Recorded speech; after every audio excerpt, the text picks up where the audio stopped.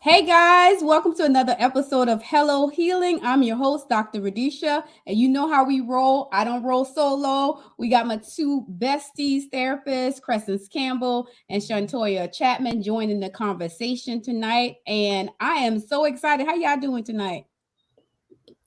We are well, and highly favored. I'm like, wait, y'all all right? Y'all well and highly okay, yes, amen. Listen, we were just having a candid conversation about how mental health therapists, how, psychotherapists, we need our own mental health, we need our own Right. breaks, and just Yes, talking about we yes, love what we do, but sometimes what we do can just become a lot. And yes, we Right. were talking about self-care and what that looks like and what Right. it looks like to have a realistic goal as far as seeing clients and when is enough and too much and all of that stuff. So it's been a week, but reminding ourselves and having this platform to remind ourselves that it's okay to kind of say no and put ourselves first is a correct. blessing. So Right. doing good, Right. Dr. Radisha. Amen. Amen. And amen for sure. I am excited because we're going to be bringing to the couch a conversation that everybody's having. It's been making its rounds on social media. This Mhm. particular issue, lots of people have been talking about this article that's just blowing up the internet. And gospel singer Carrie Shepherd. She is a singer and actor. She played in the Lifetime movie Clark Sister, was based on her mom's, the Clark Sister group. She's also a gospel singer, but she just recently got married. Beautiful wedding. Oh my God, she looked like $1 million.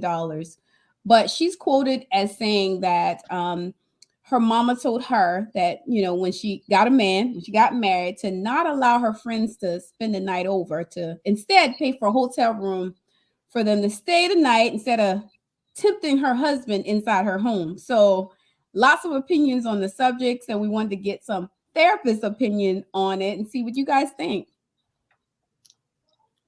Who want to go first? Shantoya, bring it to us, girl. You always got the word for us, girl. You know you be bringing us the word. Her Well, mama well, said, she said she don't care how good you trust them. But whatever, I'll be very mindful and careful about the women you let sleep in your house. Mm, okay. mm. So I understand the message, right? Mhm. Because Kier, she's new in her marriage, and so the less distractions, the better the relationship can thrive and grow. So I can understand that. And one thing I love about Kiera and her mom, they have such an incredible bond, as well as, Mhm. they're both blessed with a gifted voice. So, I like that they have that type of open communication and dialogue. And I think that is needed in the community. We need more women who are seasoned when it Mhm. comes to marriages to, Yes. say, hey, let me take you to the side. Let me tell you about this journey, because marriage is definitely a journey that, Right. trying to prepare for it's something you have to just kind of leap into it and Yeah. learn as you go. But it's good to hear from seasoned veterans, who have been in, the marriage game for, 20, 30 plus years, dropping nuggets. So I'm always the type of person listening to my elders, like, pour into me. Because at the Right. end of the day, I still have the ability to decide how I move forward with the information. But, Right. I'm not going to say that what her mom shared was, invalid. I'm not going to say that, or, incorrect. I'm not going to say that. And we don't know where, that thought process come from. It could be from her Right. own experiences, what she has seen.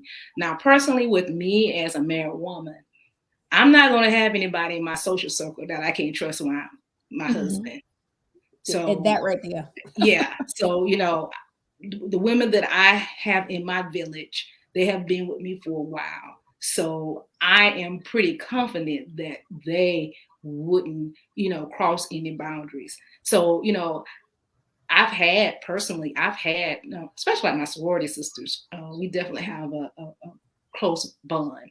And so I've had a couple of them stay overnight at my house with my spouse. And I did not even feel uncomfortable because I Hmm. trust. Because I had developed a relationship before my husband came into the picture. Now, they Hmm. did meet my spouse. Most of them did meet my spouse, once we started dating.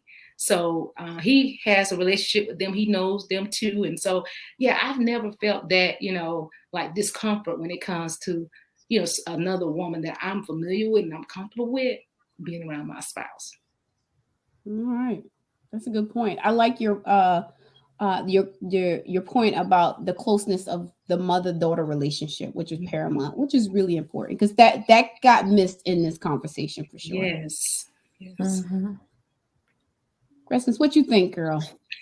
You got to bring it. I'm ready for it. I'm ready for it. So I automatically thought about, so she doesn't tempt him. It almost feels like when we victim blame, when a woman is sexually assaulted and we say it's your fault because you had something on. That's what I automatically thought about.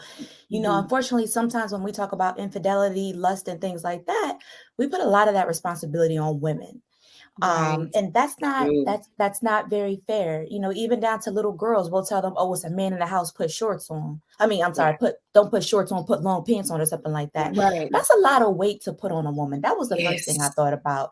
The second thing I thought about is not only should you be careful about who you have around your man, but you should be careful about who comes into your household, period, right? Exactly. Because you don't want people to bring a particular spirit into your household. So in my mind, it's not just about the man, it's about my whole entire household. Because if my female friend is coming into my household and she could possibly impact my marriage, that's going to impact me as well, right? So do I even want this person in my household? And if that person has that kind of spirit, are they really a friend? And who am I to call them a friend? Where is my mind set at, right? But then it also made me think about underneath it, is there a layer of insecurity where you feel like your friends have something that you don't and your husband is desiring? Mm-hmm. Did your mother have a layer of insecurity that she is now projecting onto you? Is she, I feel like there's some generational stuff there as well. While it is a beautiful thing to have a good relationship with your mother and have that older person there, you gotta, as a friend said to me, you gotta chew the fish, but spit out the bones. Take what you need and spit the rest out. While that is applicable, my husband is also responsible for remaining in a certain state that honors our marriage, right? Because we both said that we were going to honor this marriage together. It's not just my responsibility. And if this friend is coming around, how is she going to support me in my marriage? If she's somebody that's going to be loose, does she even need to be a part of my life if she's not going to support my marriage? If she's going to be somebody that is going to purposely go out of her way to try to get my husband to do something, she was never really a friend to begin with. So I think it's a lot bigger than what was said. And of course, lots of times these articles are only quoted for certain purposes and we don't get all the information. And I would have loved to be a fly on the wall, but that didn't really sit with me too well, because from a therapist mindset, like I said, I felt like it was a lot of things that were underneath that underneath that comment. Right. When I saw the article, my immediate thought was, this happened, right? This happened to someone in their family line, mom, sister, cousin. This was an experience that someone had where they had a friend that violated their trust. And so that's the story, that's the narrative that they have passed on from one generation to the next generation to the woman, and making it the woman's responsibility to ensure that your husband doesn't get tempted, right? As you mentioned, Crescens, she didn't make a vow to you, your husband did. And so it is your responsibility, you and your partner's responsibility to remain loyal to yourself. It also came across as if he was just a victim to whatever sweet thing coming through. He couldn't say no. Like he just had to say yeah. Like he wasn't in charge of his own faculties, his own abilities. Like it totally takes all responsibility off of him to remain faithful to his wife, right? And so my thoughts were, this is a really tough boundary to put in place, because you're going to go to the grocery store, there are going to be women there. You're going to go to church, there ain't nothing but women at church. And she's a gospel singer, there's women everywhere, right? And so if you start putting these layers in place, this woman can't be around your husband, this woman can't be around your husband, then it can feel like prison. Like who's okay for me to spend time with, right? And so my thoughts were that they really need to start working through this early on in the relationship, and so that it doesn't, because it can start off as something pretty innocent. Over time, what happens is, and especially with a lot of the couples I work with, I call it quiet resentment starts to build up. Like I said, okay, I didn't really fight when you started saying you can't spend time with this person, you can't spend time with that person, and don't go here, don't dress this way, don't do this thing. But slowly over time, I start to build up this level of resentment towards my partner, that they're taking things away, taking away my power, taking away my relationships, taking away who I am authentically in myself. And it causes a really tough situation later in the relationship, either a year later, 2 years later. Then there's just big crisis when your partner doesn't recognize themselves, right? And so certainly multiple layers to unpack here. We wish her nothing but the best. But if that's you in your relationship and you already putting limits on who your partner can be around and who they can't, in terms of friends, right? I mean, we're not talking about exes or somebody they slept with, but your friends, right? So that's definitely a red flag that you need to explore for sure. Definitely a red flag, right? And so that's why we bring it to the couch, so we can have a multi-layered discussion and different perspectives on the situation. And listen, if what we need you to do, if you're listening and gleaning from this conversation, go ahead and hit share on your screen. Just go ahead and get that. Put your drink down. Just go and put your drink, because I know you got a drink in your hand right now. Listen. It's been a long week. Get it. Put your drink down. Click the button for it. Hit the bell. You can pick it right back up. I promise. Just put it down for a second and go into the computer or your phone. Click share. Like it and hit the bell so you'll be notified when we come on next week. We really appreciate you guys' support. We appreciate you watching and sharing. We do this show for you guys, right? We are all really busy people. We came on, we was dragging earlier. Y'all don't see the pre-show. The pre-show is where the action happens. We come and drag and stuff. We like, Lord. Then we go live. We gotta help these women. Listen, we be going through it. I went through it this week. Listen, I went to the store. I went to the grocery store this week, and I went to the deli counter to get some boar's head meat, which is all organic, gluten-free, my kind of jam. And so I'm standing there waiting to be serviced. They really busy, so I'm patiently waiting. I'm super patient because I know everybody busy, everybody impatient. So I'm sitting there waiting to be serviced, and this lady comes up beside me, this Caucasian lady, also waiting to get service. So I'm standing there about 10 minutes. First of all, I'm hot. I got my wig on. I got my mask on. I got the bag in my hand. It's hot. There's a lot happening, but I'm quiet. I'm just waiting my turn quietly, right? And so she comes up, and immediately the people behind the counter is like, ma'am, can I help you? Now, I've been standing there 10 minutes. Now, y'all know when I get excited, the Charleston come out. I've been standing there 10 minutes, patiently sweating my behind off, waiting on my turn. This Caucasian lady comes up. She's there maybe 30 minutes. They immediately stop what they're doing and says, ma'am, can I help you? So I say, excuse me, am I invisible? What? I asked her. I said, excuse me, am I invisible? Can you guys see me standing here?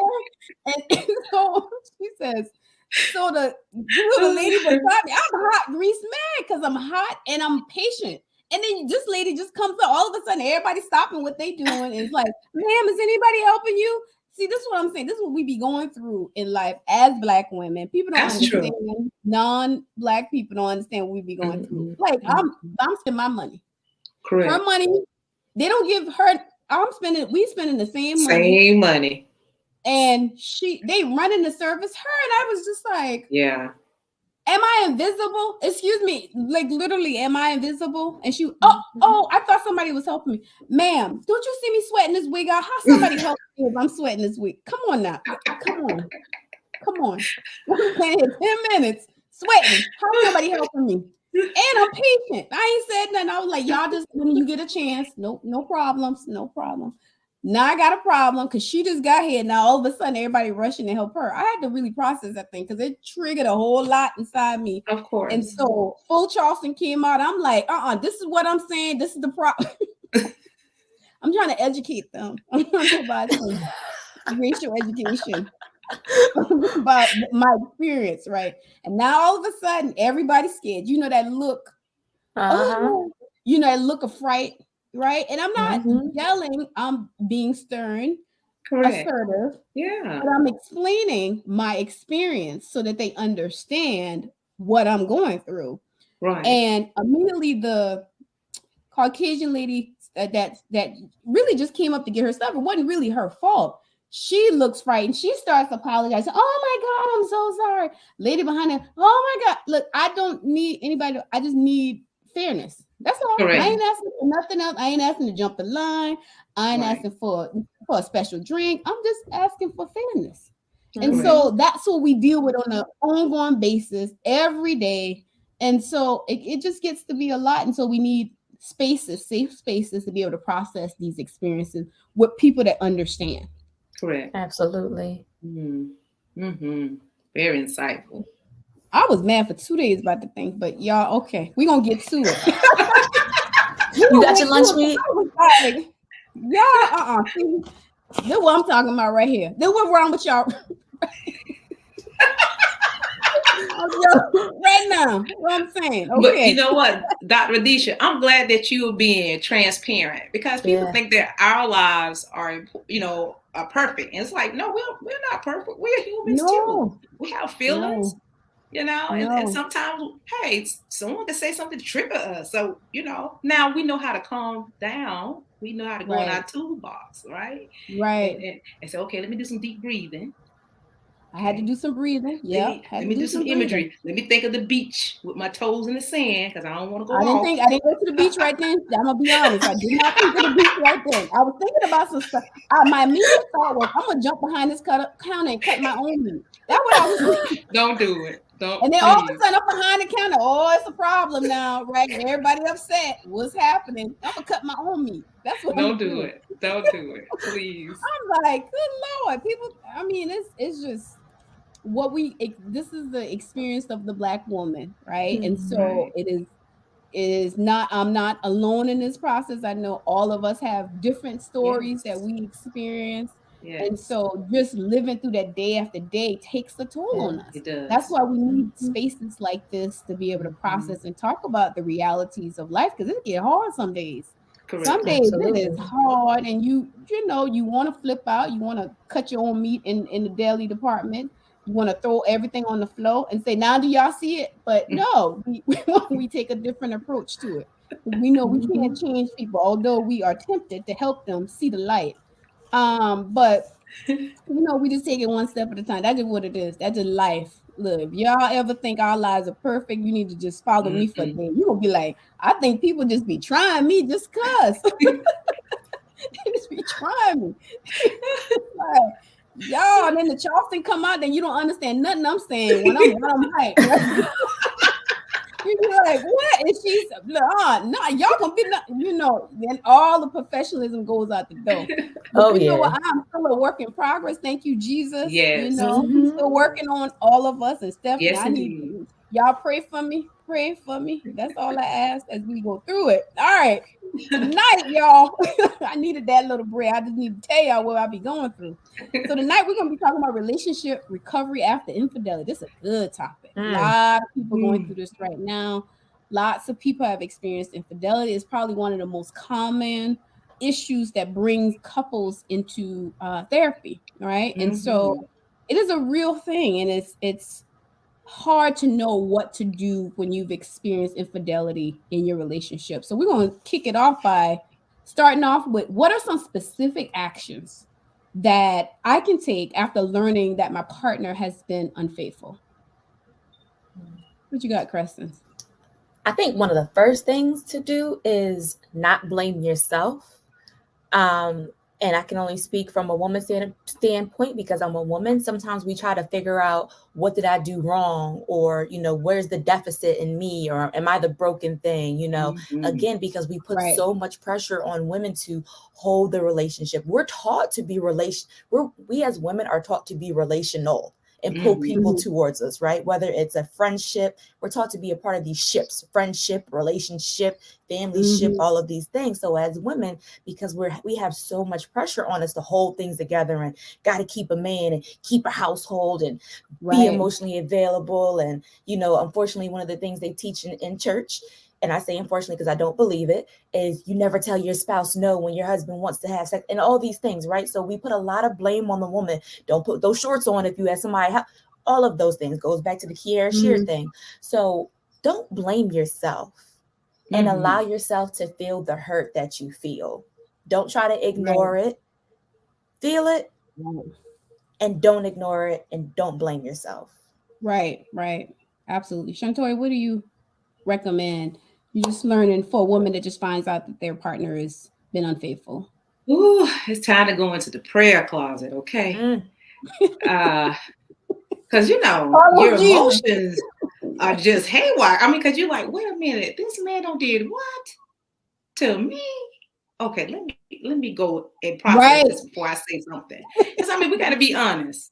We don't want to have a wait and exhale moment when we going there, throwing, gasoline all on the man's clothes. So we don't want to be, too proactive. We don't want to allow our emotions to lead us into situations that can, be problems for us later. So I'm really, prayer is going to be important because you got to say, how can I reason through this? And like I say, and don't blame myself for what has occurred, because I got to be in a mindset that I can be able to listen, because I want to know what he has to say. He has to tell me what happened, and I want details.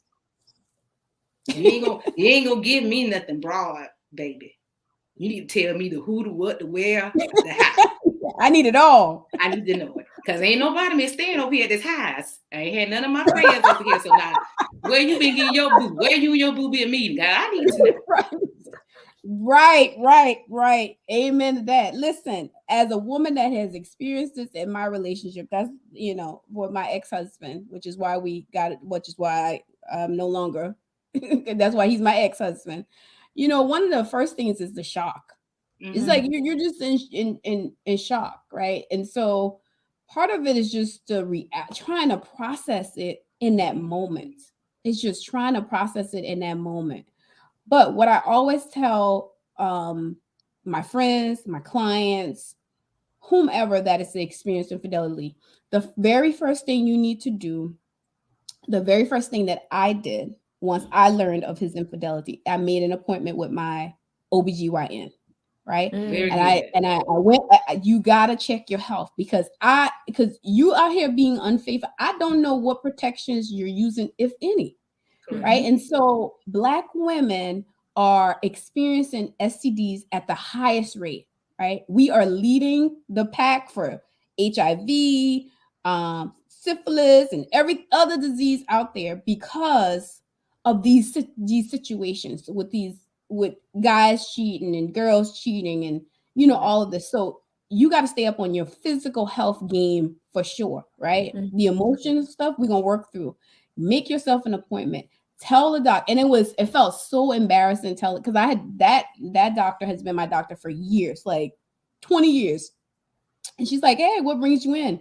And even when I made the appointment, I like made something up. I was like, "Oh, I'm having pain." They were like, "Pain where?"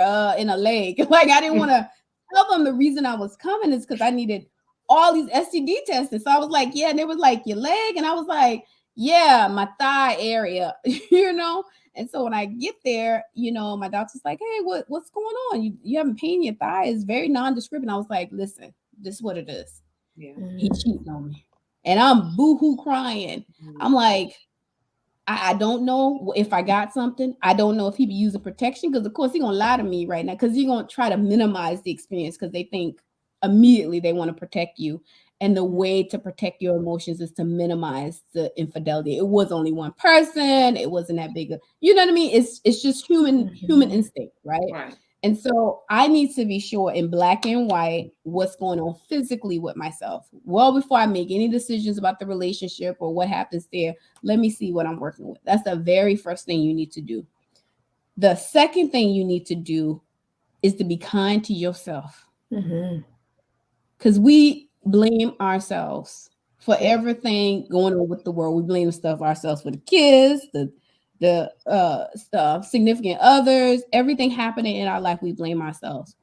Like you guys mentioned, do not take ownership of that. Like you said, Kristen, don't take ownership. It's because of something I did or something I didn't do. Listen, if your partner's going to cheat, they're going to cheat regardless. No matter how many rules you have about your house, no matter how much you watch them, how much cameras you put tracking. I have had couples to go to the extent of watching their partners all day long to ensure they don't cheat. But listen, people are creative. They're creative. Yes. If they want to cheat, they're going to find a way. Correct. They're going to find a way. Right? And so that's where you need to start. There's a whole long road ahead to recovery, long road ahead.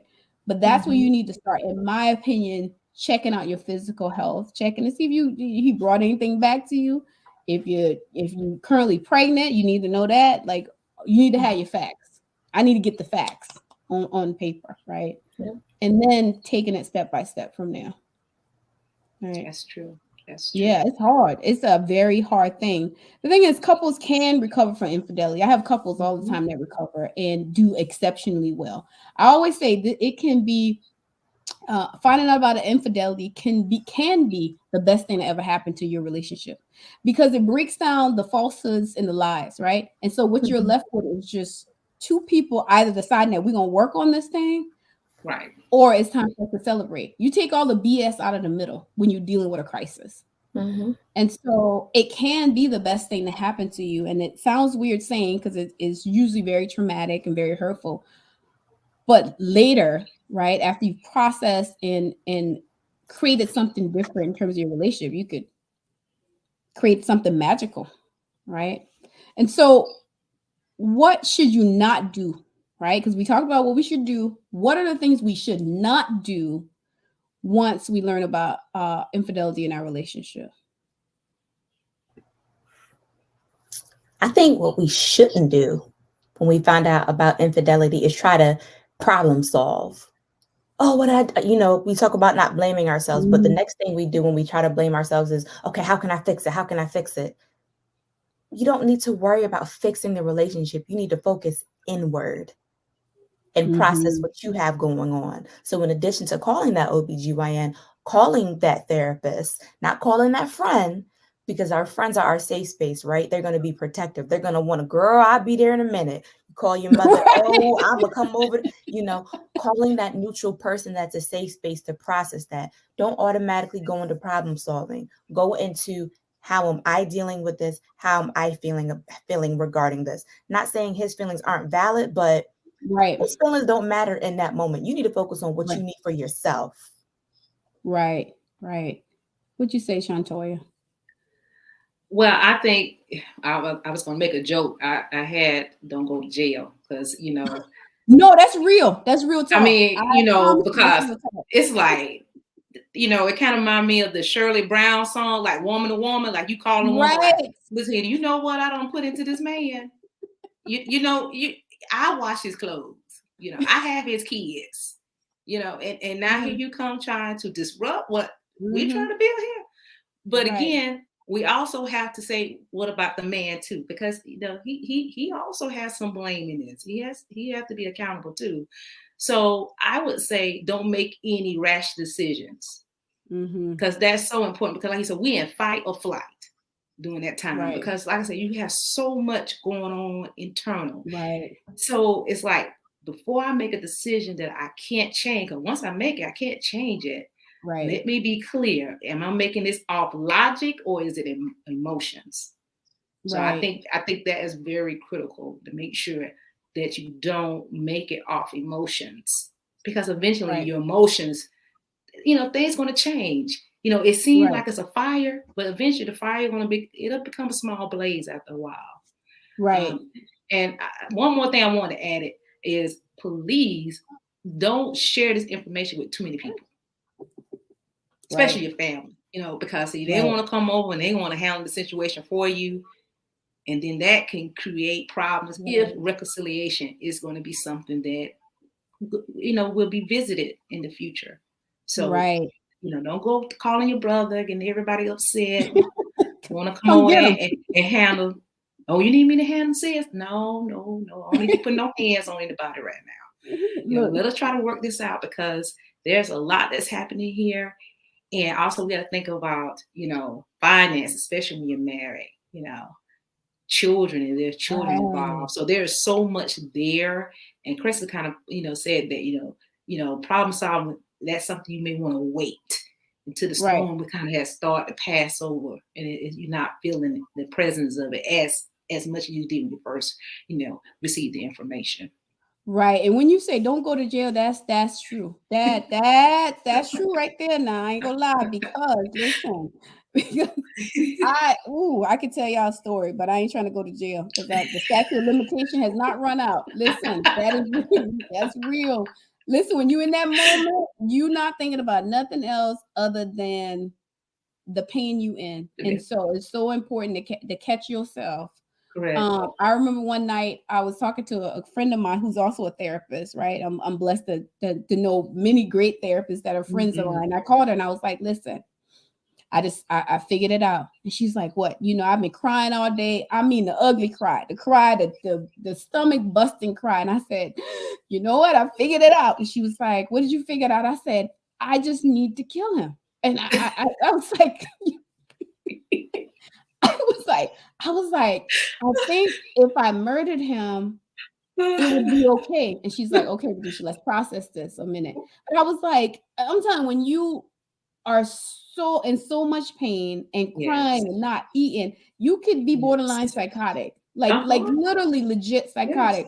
But I remember calling her, and just as clear as day, and I said, my friend V, and she said, I said, I think if he wasn't breathing anymore, I would feel better. Like I was like, I think if he just stopped breathing, this would make things much better. And so she was kind enough to process it and help me understand what jail would be like, and how I didn't really want that, and how being in prison wasn't the best thing for me. Right. And so I was grateful for that experience, but I let me tell you, you had those moments. Moments when you're trying to figure out if you could do 20 to 25. Is it really worth it? Right? Is 20 to 25 worth it? You really, you calculate, how, it's real. It's real. It is. The pain is real. Like you said. The other thing I would say that I tell all my couples, do not, and I repeat, do not post this on Facebook. Yes. No. There may be a time when you tell the truth, right? There may be a time on the side of healing when you're able to tell your story, whatever the outcome. Correct. Please don't put this stuff on social media when you're hurting, because you're gonna tell all the business, you're gonna tell all the secrets, you're gonna be like, and then and it hurts your healing down the road. Correct. It does. Whatever you decide, whether or not you decide to reconcile or to separate and say this is it, irregardless, later on when you get perspective and clarity, you're going to regret doing it. Every couple, every woman, every guy sitting in front of me as a patient, as a client, every friend, 6 months, a year later, always say, man, I really wish I hadn't done that, but I was hurting and I wanted to get them back. I wanted the world to know there was a such and such hole and and sleep with my best, they're putting it all out there. So don't do it. As much as you want to do that, don't do that, right? And don't call that friend that's down for the get down. Don't call Ray Ray and them. Call me on the burner, Phil. Call me on the burner. You making sure the life insurance together. Don't call Ray Ray and them. Keep that quiet. I know it's gonna be hard, but don't call Ray Ray that just got out of jail. Don't mind coming back. Come to help you. Because everybody got a Ray Ray in their family. Yes. Oh, yes. Everybody got a Ray Ray. And if you're sitting there saying, no, it's probably you. You are probably Ray Ray. You probably rated. I'm just saying, I love you, but you probably rated where we don't want to tell you too much because you kind of figured out, right? Getting the boys together to handle some stuff. So keep that in mind. Do not do the activities that we talked about, right? So because we're looking long term, right? As therapists, we're looking long term. We're not looking at what's happening right now. Right. And so because we understand that relationships can recover. That's correct. But you got to have these basic tools in place to kind of work through it. Correct. As you go through. So what are some tips? What are some tips to restoring the relationship in terms of what the couples that you guys work with?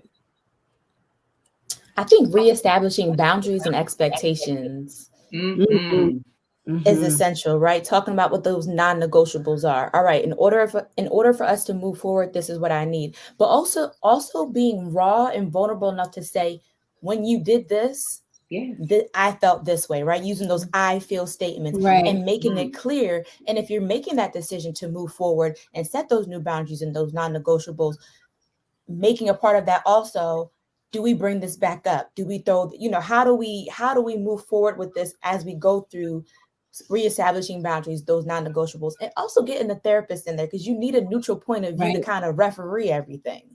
Right, for sure. Very sure. Yeah, what'd you say, Shantoya? Oh, Kristen stole my thunder. I was going to say, we be in sync here.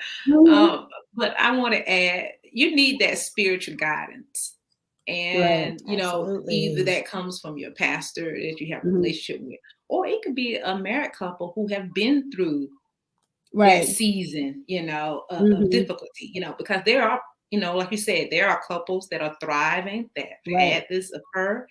And, they have been able to, come back together, heal, grow, and their love is stronger, like I said, probably better than it was, prior to the situation. Right. So I think that's important. Having a couple that can mentor you, who can give you sound, doctrine and practices, spiritual guidance, like I say, from your pastor or, someone that, you look up to who can, give you some, information that's going to help with sustaining the relationship. Because like I say, you got to get to a place of forgiveness, which is so important. So that's key to really restoring the relationship. We have to get to a place where we forgive. Right. Absolutely. I always tell my couples that I'm working with, the first step is radical honesty. Radical honesty. You have got to take responsibility for your actions, but you got to be honest in what led you to those actions, right?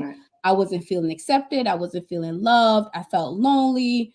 I felt that you didn't need me. I thought you was cheating. Whatever those steps were that led you down a path of infidelity, we've got to get really radically honest with each other so that we can heal.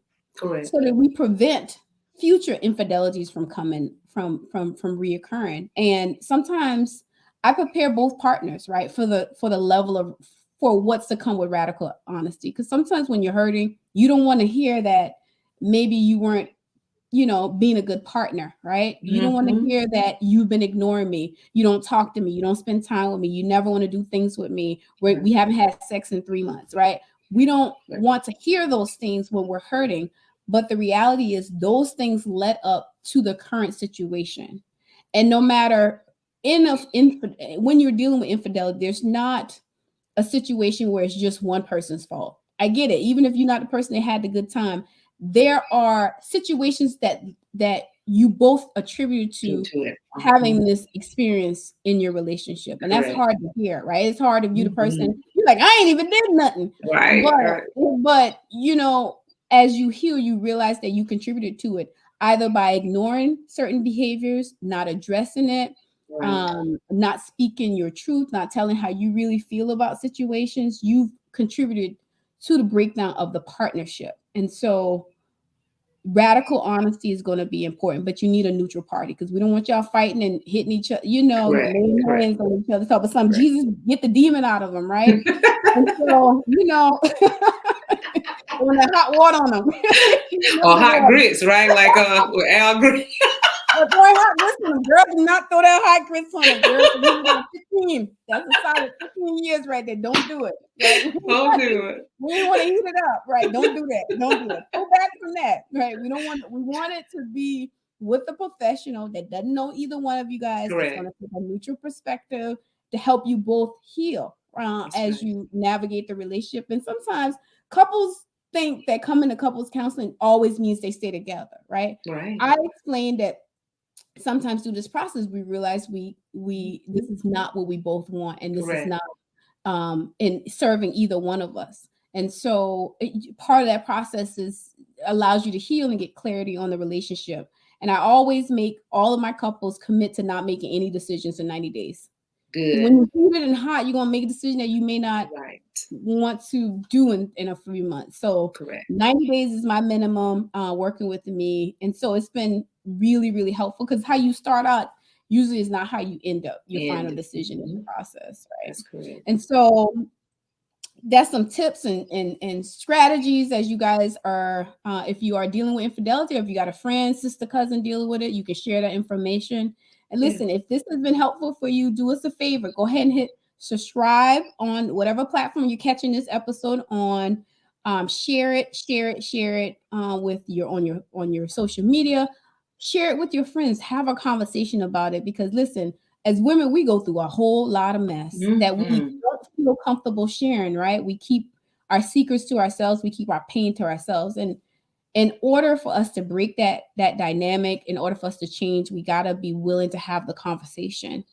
But then the person hearing the conversation got to be a safe place that don't go running and tell the whole family all our business, but really just keep that space to let us know we're okay being vulnerable. And that's what we need. And so guys, we just need your help for us to continue this journey by hitting share, liking, and all that good stuff as we come every Thursday to share the message on healing and saying hello to healing for Black women. All right, so we're going to shift gears a little bit. We're getting ready to spotlight a Black businesswoman. Hit it. Today, we have Keys Sweets. So if you like some sweets, Keela Sims got it for you. She's the CEO of Keys Sweet, located in Aiken, South Carolina.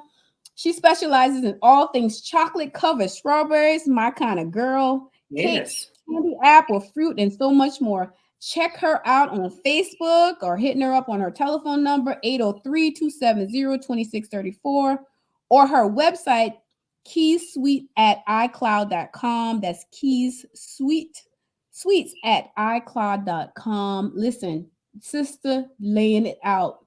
I love me some chocolate strawberry covered strawberries. Listen, if you want me to have a good time about anything, go ahead and get me some chocolate covered strawberries.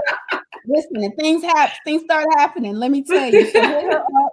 Things start happening, girl. Listen, I can be so things happen, all kinds of things. So hit her up. You know, every week we spotlight a Black businesswoman. You know, we gotta support each other in this journey. And we love supporting Black business women because they doing their thing. And so that's how we keep it in the community, help support the community, and help grow. And so we, as Black business women, everyone here understands the importance of having that support from the community. And so if you are a Black businesswoman and want your business highlighted, go ahead and head on over to our website, hellohealing.live. Hit up our producer Natalie and she'll get you popping. If you want to become a sponsor for the show, we love to hear you, love to learn about you. And listen, some of these businesses I've never heard about, but look, I'm making a list, I'm checking them out, and this is where I'm going. That's where I share my business. You like chocolate covered strawberries, Shantoria? Oh yes, I do, and I saw those images. I'm like, wow, she is gifted, because that's a gift, and people don't realize how you can take God-given gifts and turn them into a business. So because I'm not a baker. I can mess up cupcakes. Okay, you can't even give me a box cake. I'll mess it up. That's not my gift. I've come to terms, but that young lady there, that's her gift. And so That's it right. looked it very, very good. So yes, I Right. like So y'all gotta check her out. Check her out. Listen, here's the segment. If you got a question, drop it on in. It's the Hey Therapist segment where we take any questions, any and all questions. Take advantage of having 3 licensed therapists on your own deck right now to provide any information you need. We are here to support you. So if you have a question, go ahead and drop it. We appreciate your all of the comments. Oh, we got a guy up in here. I know this All guy. right. He just happens to be Natalie's amazing husband. Tony, we see you shining. We saw that ring you bought for Valentine's Day. Not to put your business on Front Street, but that thing is pretty shiny. Pretty shiny, Tony. Just saying. Not to put it out there, but you put it out there. Got people messing up people's relationships and everything. Yes, because I'm gonna tell you, I was showing my husband. I showed my husband. I said, "You see this right here? You see her right here?" Tony messing up people's relationships on Valentine's Day. God, I said, boy, I need my glasses to look at that. What? That thing was shining. All right, Tony got a question. We love your question. Why do you think women forgive cheating more than men? Ooh, that's good. That's good. That's good. All right, Crescent, what you think about that one? Why do women forgive cheating more than men? I think for some reason we are just taught you keep your man. You do by any means necessary, right? So I'm gonna forgive you, or nobody else is gonna want me, especially if you're a woman that maybe has children, right? Oh, they look at me as a not an asset, but something that I lose my value, a liability. There we go, right? I lose I'm a liability, right? Nobody's gonna want a 45-year-old woman who was with a man. I'm washed up at this point. I'm used goods. You know, we look at women as things, unfortunately, sometimes as objects we can kind of throw away, like we're disposable. And because we feel like we're disposable, we can't find anybody else. We'll stick in there, we'll hang in there, we'll take anything. You know, they tell men you can have children up until you whatever that number is higher than women, right? So men can find something new, men can have children, they can keep going, whereas women, we just kind of stick in there because where else we gonna go? We got to change that narrative. You don't just stick in there because nobody else is gonna take you. It's better you can do good all by your damn self, excuse my French, right? So we don't have to stick around and continue to take those kind of things. If you don't feel comfortable, you're not getting what you need, if you're being violated, it's better to be alone than to be violated. Right. Amen to that. Amen. What do you think, Shantoya? I think the circumstances kind of determines, you know, forgiveness and moving forward. So like, you know, Crescent just said, sometimes it's our beliefs, you know, how we see ourselves, you know, special age. So we say, okay, I'm at this age now trying to get out here and date, because dating is difficult. I have some friends who are, you know, newly divorced, and they're like, girl, let me tell you, it's rough out here in these streets. So it's pee in that water. It's pee in that pool.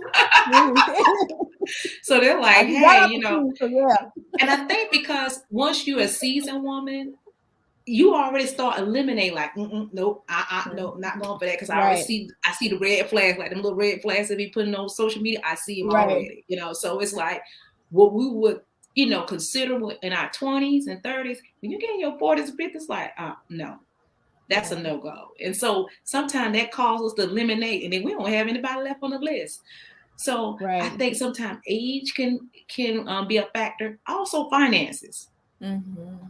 Especially if the male spouse was, you know, the financial provider. So if I, you know, was a stay-at-home mom, and so now the idea of, whoa, I've been in this position for 20 years, and to give up this lifestyle that we have created, I'm not sure if I'm ready to, you know, make that leap yet. It sounds good on paper, it looks good in the movies, but to do it, you know, in reality, I don't know. Because, you know, it's basically like you're starting over again. So it's like, okay, the house is in his name. I'm just giving examples. And then it's like, okay, so where did that leave me?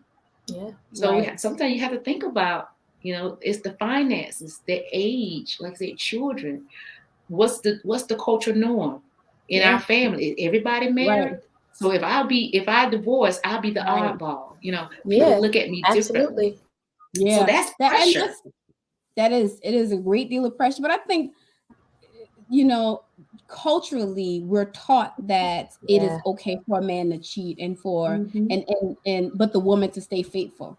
That somehow it's a greater sin if the woman cheats versus the man. And I think as men are taught the same, right? And so part of it is we got to change the dialogue that we're having with our children to let them Mhm. know that it's not okay either way to be dishonest with your partner. Correct. And so, part of that is women's willingness to accept certain shortcomings in men, cheating, financial, whether or not they have jobs and all of that. And it's a shame because it hurts. It hurts. And we feel like we get in this hole that we're constantly trying to get out of. Yeah. And so part of the work that we need to do is that internal work to build up the self-confidence, the sense of self-worth, the sense of Yeah. value, regardless if you got a man or not.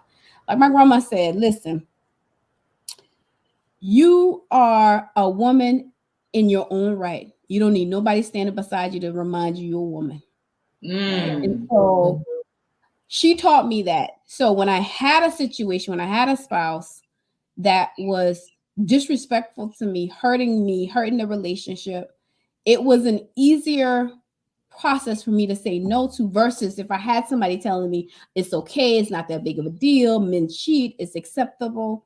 So it's changing the conversation with our young girls, it's changing the conversation with our young boys so that we are changing the generations to come. And so, Tony, we appreciate that question. That's a good question. It came from a guy. All right, don't be having no ideas because you know where the bar you at. That's the one you don't call. That's the Yeah, Ray yeah, Ray. yeah. We won't call Ray Ray now. Like he just got out. He don't mind going back on him, but that's why we love him because he's such a nice guy. Him and He Natalie are is. one of my favorite couples. They are just a beautiful couple, and we love them. They are family to us, and so we just giving him a hard time. So we just want to remind you guys to please subscribe and share and like our episode. Because guess what, sis? No matter what you've been through, no matter how old you are, no matter whatever your relationship status, it is never too late to heal. We appreciate you guys tuning in and continue the conversation. Give us a thumbs up, comment below, and we will see you guys next week for another episode of Hello Healing Live.